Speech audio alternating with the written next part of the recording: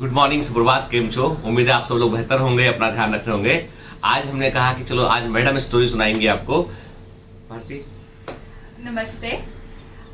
आज मैंने सोचा कि मैं आज आप लोगों से बात करती हूँ।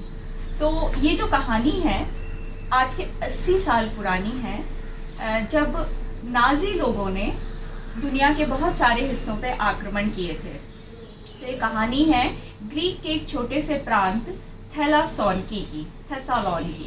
तो इस प्रांत में जूइश बस्ती थी। 60-70 हज़ार जूइश लोग रहा करते थे, सुख से रहते थे। अचानक से नाजियों ने इस जगह पर आक्रमण कर दिया और पूरे जूइश को एक कंसंट्रेशन कैंप में रख दिया गया। उस कंसंट्रेशन कैंप में 2 परिवार थे। इसमें एक लड़का था और एक लड़की थी। तो कहते हैं कि वो जो 60-70 हज़ार जूइश लोग थे, उनमें केवल 2000 के करीब मिराकुलस फैमिलीज थी जो कि उस परसिक्यूशन से, उस अत्याचार से बच पाई थी, जो कि क्रिश्चियनिटी, जो कि नाजीवादियों ने बेसिकली जूइश लोगों के खिलाफ चालू किया था सेकेंड वर्ल्ड वार के समय में। तो अब वो जो 60-70 हज़ार लोग थे, उन्हें एक कैंप में रख दिया जाता है। एक एक करके वो आए दिन उनको मारा करते थे। अब ये दोनों, जो एक लड़का और एक लड़की, ये दोनों बचे किस तरह से, समझिए कि लड़का एक दिन कैंप से थोड़ा बाहर निकला। उसी समय नाजीवादी लोग आ गए और उन्होंने लोगों को मारना शुरू कर दिया। उसका भाई उसके पास दौड़ कर गया कैंप के बाहर। उसने कहा, पिताजी ने कहा है कि वो सब देख लेंगे, तुम कैंप के अंदर मत आना, यहाँ से भाग जाओ। कैसे तो भी वो वहाँ से भागा, अपना क्रिश्चियनिटी का एक सर्टिफिकेट बनाया। उस ज़माने में बचने के लिए, नाजीवादी परसिक्यूशन से बचने के लिए एक सर्टिफिकेट बनवाना होता था कि आप क्रिश्चियन हो, तो यू कैन बी सेव्ड।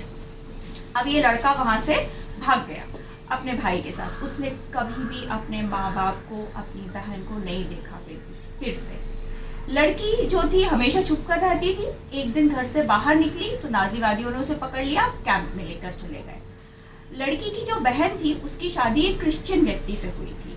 तो उस क्रिश्चियन व्यक्ति ने, जो कि उसके जीजा थे, उन्होंने किसी नाजीवादी ऑफिशियल को कुछ पैसे दिए और उसे कहा कि इसका नंबर लेट लगाना। वो लोग रोज 1000-2000 लोगों को लाइन से मारा करते थे, तो इसका नंबर लेट लगाना।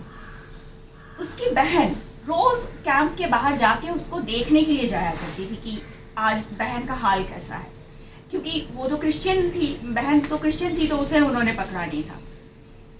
अब क्या हुआ कि एक दिन वो देखती है कि हमने तो ब्राइब किया हुआ था नाजी ऑफिशियल को, लेकिन फिर भी मेरी बहन को लाइन में लगा के खड़ा हुआ है, मतलब मारने के लिए खड़ा रखा हुआ है। तो जाती है, दौड़ के अपने हस्बैंड को बताती है कि बहन को मारने वाले हैं। तो किसी तरीके से जिसको दिया होता है उसने कागज़ बनवाने के लिए बहन की कि क्रिश्चियन है, वो कागज़ लेकर आता है। शी वॉज 3rd और 4th जहाँ वो लोग उसे मारने वाले थे, कागज़ देता है और उसको बचाकर वो लोग ले आते हैं। अब उसके बाद कभी कालांतर में ये दोनों कपल मैरिज करते हैं, दोनों लोग मैरिज बचा हुआ लड़का और लड़की की दोनों की शादी होती है और 1960 में इनको एक बेटा पैदा होता है जिसका नाम ये लोग रखते हैं अल्बर्ट। ये Burla family, Albert Burla. Albert veterinary की शिक्षा प्राप्त करते हैं। वहाँ पे एरिस्टोटल कॉलेज है थेसालोनिकी के आसपास, वहीं पे ये रहते हैं और शिक्षा प्राप्त करते हैं वेटनरी में। लेटर ऑन ये एक फार्मास्यूटिकल कंपनी ज्वाइन करते हैं और उस फार्मास्यूटिकल कंपनी फाइज़र को ज्वाइन करते हैं। फाइज़र के थ्रू ही ये लेटर ऑन यूएस में शिफ्ट हो जाते हैं। यूएस में फिर ये वेटनरी साइंटिस्ट थे, लेकिन ये रिसर्च में चले जाते हैं, मेडिसिन रिसर्च में चले जाते हैं और उसके सीईओ बनते हैं। 2020 में जब कोविड पूरे दुनिया में कोविड छा जाता है और कोविड के खिलाफ कोई वैक्सीन नहीं थी, तो उस वैक्सीन प्रोग्राम को और अल्बर्ट बुर्ला ने ही लीड किया, जो कि फाइज़र के सीईओ थे, और उन्होंने इस पूरी दुनिया को वो वैक्सीन दी जिसकी इसे ज़रूरत थी। ये वैक्सीन हमारे दुनिया में एक उम्मीद है कि कभी ये कोविड तो ख़त्म हो जाएगा। तो ये जो कहानी है, ये इस बात का प्रतीक है कि जो धार्मिक झगड़े होते हैं, धार्मिक मतभेद होते हैं, इनकी कोई वैल्यू नहीं है। वैल्यू है तो ज्ञान की, वैल्यू है तो उस ज्ञान की जो मानवता के काम आता है। आप सोचिए कि वो कपल जो एक धार्मिक मतभेद और धार्मिक झगड़े के चलते खत्म होने वाला था, उस कपल के बेटे ने दुनिया को वो दिया जिसकी दुनिया को आज ज़रूरत है। तो आज हमारे देशों में भी जो हिंदू मुस्लिम अलगाववाद है या और भी तरह के जो रिलीजियस कास्ट बेस्ड अलगाववाद है, हमें उन्हें छोड़ देना चाहिए, हमें उन पर ध्यान नहीं देना चाहिए। हमें ध्यान देना चाहिए तो केवल ज्ञान पर, और वो ज्ञान जो मानवता के काम है।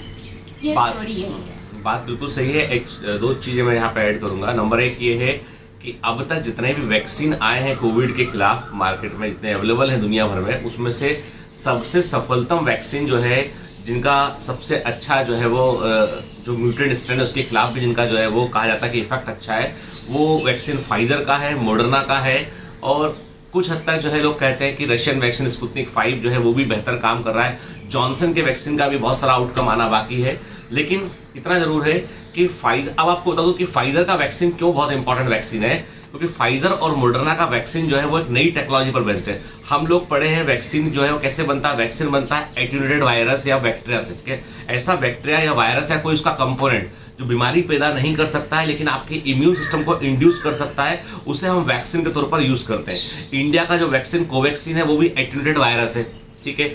जो कोविशील्ड है उसमें वायरल प्रोटीन इन्वॉल्व है उसके अंदर। लेकिन जो फाइजर का वैक्सीन है, जो मॉडर्ना का वैक्सीन है, ये mRNA टेक्नोलॉजी पर है। मतलब आपको वैक्सीन के थ्रू आपकी सेल के अंदर RNA को इंट्रोड्यूस करते हैं, एक mRNA को इंट्रोड्यूस करते हैं। वो mRNA आपकी सेल में अंदर जाके प्रोटीन सिंथेसिस कंट्रोल करता है, और वो ऐसे प्रोटीन आता है जो वायरस के सब प्रोटीन है, और उससे आपकी बॉडी फिर उस प्रोटीन के लिए जो है वो वायरस जो है एंटीबॉडी बनाना शुरू कर देती है। तो मतलब पहली बार है ना, फर्स्ट टाइम ऐसा हुआ है कि आरएनए का इस्तेमाल जो है वैक्सीन बनाने में किया गया है। तो ये एक बड़ी सिग्निफिकेंट डिस्कवरी है और इसके पहले कभी नहीं हुआ। इनफैक्ट जो WHO का क्राइटेरिया ऑफ वैक्सीन है उसके अंदर भी ये शामिल नहीं होता है, क्योंकि उनको भी पता नहीं था कभी ऐसा भी होता है। तो ऐसा कहते हैं कि ये सबसे एडवांस या न्यू जनरेशन वैक्सीन है जो फाइजर का वैक्सीन है। अब चूंकि उसके साथ कुछ लिमिटेशन है, -70 डिग्री सेल्सियस टेम्परेचर के ट्रांसपोर्टेशन के इश्यूज है, इसलिए तो वो अभी इस पर एक राउंड और काम कर रहे हैं ताकि वो सब लोगों को अवेलेबल हो सके वैक्सीन।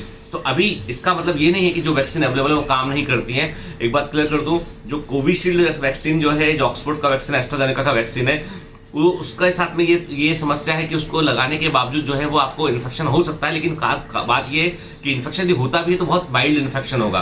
तो वैक्सीन तो जिसका नंबर है उसे वैक्सीन लगवाना चाहिए। कोवैक्सीन भी जो है इंडिया का बेहतर वैक्सीन है, लेकिन जो नई जनरेशन की जो वैक्सीन है वो दो ही है इस समय अवेलेबल है जिनके बारे में ज्यादा जानकारी है, वो है फाइजर का और मॉडर्ना का। तो जो भारती ने कहानी सुनाई फाइजर के सीईओ की, तो दरअसल यहाँ पर एक सबसे इंपॉर्टेंट इशू होता है कि एक व्यक्ति, हम नहीं जानते वो व्यक्ति कौन है, जो दुनिया को बदलने का सामर्थ्य रखता है। वो व्यक्ति जो है, आप सोचिए ना, यदि अल्बर्ट आइंस्टीन जो है वो उनका जन्म लेते ही जो है उनकी मृत्यु हो गई होती, या न्यूटन ना होते, या हम बोले राइट ब्रदर्स ना होते, हम बात करें एंटोनी वॉन लीवनहॉक ना होते, लुइस पास्चर ना होते, अलेक्जेंडर फ्लेमिंग ना होते, सैलमन वॉक्समैन ना होते, एक बहुत लंबी लिस्ट है के आप पाएंगे। हर शताब्दी में जो है गिनती के मुट्ठी भर लोग ऐसे रहे जिन्होंने पूरे की पूरी ह्यूमैनिटी के लिए कुछ ना कुछ किया है जिन्होंने। तो इसलिए जो भारती बोल रही है कि जो है यदि वो उसके मदर फादर उस समय एग्जीक्यूशन कैंप में, जो भी उनका कॉन्सेंट्रेशन कैंप था, उसमें वो खत्म हो गए होते तो कहानी यहाँ तक पहुँचती नहीं। दरअसल सच बात तो ये है कि सबसे ऊपर है ह्यूमैनिटी, सबसे ऊपर है कि हम कितना एक दूसरे के काम आते हैं। Have a great day ahead, all the best.